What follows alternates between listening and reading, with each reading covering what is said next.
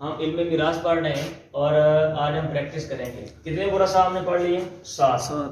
باپ، اب، جد، زوج، اخ من الام اور اخت من الام اور بنت اور بنت الابن. ٹھیک ہے جی. آج ہم پریکٹس کریں گے. آپ لوگ یہ جج کریں گے کہ آپ نے جو حالتیں یاد کی ہوئی ہیں آیا آپ کو یاد بھی ہیں یا کہ یاد نہیں ہیں. آپ نے جتنی پریکٹس کی ہے اچھی پریکٹس کی ہے یا کہ اچھی نہیں کی، آپ کو بھی آئیڈیا ہونے والا ہے. چلیں، اب اور جد. باپ کی کون سی حالت ہے؟ تیسری حالت ہے اسباب محض. اور جد، باپ کی موجودگی میں جد کو نہیں ملتا، یہ محجوب ہوتا ہے. کیا ہوتا ہے؟ محجوب. آپ محجوب لکھ دیں یا آپ کانٹا لگا دیں، بات ایک ہی ہے. مسئلے میں صرف اسبات ہے، مسئلہ ان کی تعداد سے ایک ہے تو ایک سے مسئلہ بنا لیں گے. مذکر مؤنث ہوگا تو پھر مذکر کو ڈبل شمار کرتے ہیں. اس میں باپ کی کون سی حالت ہے؟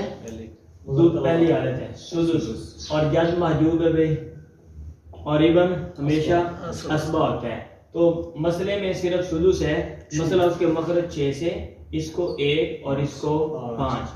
اخ من الام کون سی حالت ہے؟ پہلی حالت ہے سدس 1. اور زوج کی کون سی حالت ہے؟ پہلی حالت ہے نصف. اولاد موجود نہیں ہے میت کی. نصف فریق ثانی کے ساتھ آ جائے، مسئلہ کس سے بناتے ہیں؟ 6 سے. تو 3 اس کو دیا اور چھٹا سے 1 اس کو دے دیا. زوج کی کون سی حالت ہے؟ دوسری حالت. اس میں ربو اور بیٹی، آپ نظر آ رہا ہے؟ بیٹی اس کی پہلی حالت ہے نصف اور پوتی اس کی سدس. نصف ربو فریق اول میں ثانی کے ساتھ آ گئے تو ربو کا اعتبار کریں گے. ربو فریق ثانی کے ساتھ آ جائے، مسئلہ 12 سے 3 نصف 6 اور 6 2 12. ٹھیک ہے جی. بنت کی کون سی حالت ہے؟ پہلی نصف. اور جو پوتی ہیں ان کی کون سی حالت ہے؟ سدس چوتھی حالت ہے. اور زوج کی اولاد موجود ہے ربو. ربو فریق ثانی کے ساتھ آ جائے، نصف کا اعتبار نہیں کریں گے، اگرچہ نصف اور ربو ایک ہی گروپ کے ہیں لیکن ہم ربو کا اعتبار کریں گے. ہم مسئلہ کس سے بنائیں گے؟ 12 سے. 6 6 2 4 3. ابن بنت کی کون سی حالت ہے؟ تیسری حالت ہے. ابن خود اسبا ہے اور ساتھ بنت آج اس کو بھی اسبا بنا دیتے ہیں. اور پوتیوں کی کون سی حالت ہے؟ آخری حالت ہے مرجوبہ مطلقہ. بیٹا آ گیا، اب ان کو نہیں ملے گا. اب مسئلے میں اسبات ہیں اور مذکر مؤنث اس کو ڈبل شمار کریں گے. 2 اور 1 3. مسئلہ اس کو 2 اور اس کو 1. بیٹی کی کون سی حالت ہے؟ پہلی حالت ہے نصف. پوتی کی کون سی حالت ہے؟ چوتھی حالت ہے سدس. اور یہ اسبا، جیسے بیٹا اسبا، ایسے پوتا، ایسے پڑپوتا، یہ سارے اسبات ہوتے ہیں. باپ کی کون سی حالت ہے؟ پہلی حالت ہے مذکر اولاد موجود ہے. مسئلہ کس سے بنائیں گے؟ نصف فریق ثانی کے ساتھ آ جائے 6 سے 3 1 1 اور 1.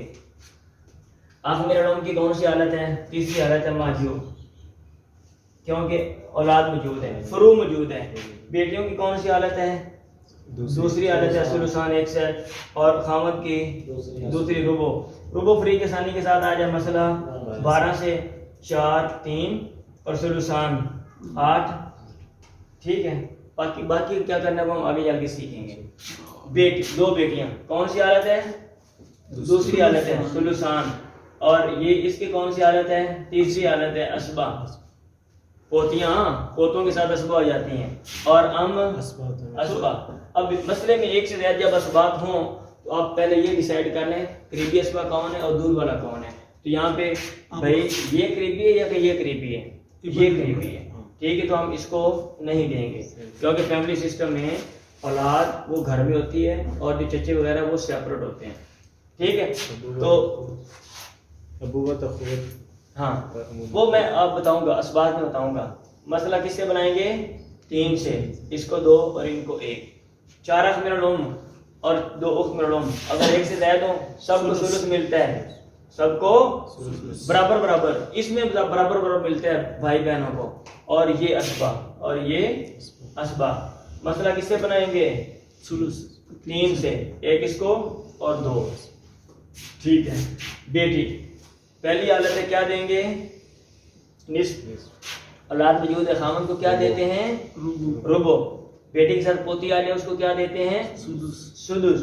اور یہ پوتا اسبا ربع فریق ثانی کے ساتھ آ جائے مسئلہ کس سے 12 سے 6 4 کا 12 پڑھو 4 3 12 6 کا 12 پڑھو 6 2 12 6 اور 3 9 11 اور ایک بچ گیا وہ اس کو دے دیں گے باپ کی کون سی حالت ہے سدس پہلی حالت ہے مذکر اولاد موجود ہے بیٹے کی کون سی حالت ہے تیسری حالت ہے بیٹا بیٹی کو اسبا بنا دیتا ہے اور خاوند کی کون سی حالت ہے دوسری حالت ہے ربو ٹھیک ہے ربو فریق ثانی کے ساتھ آ جائے مسئلہ 12 سے 6 2 4 3 اور باقی کتنا بچ گیا 7 وہی پر لیں جی اس کو مفروض کر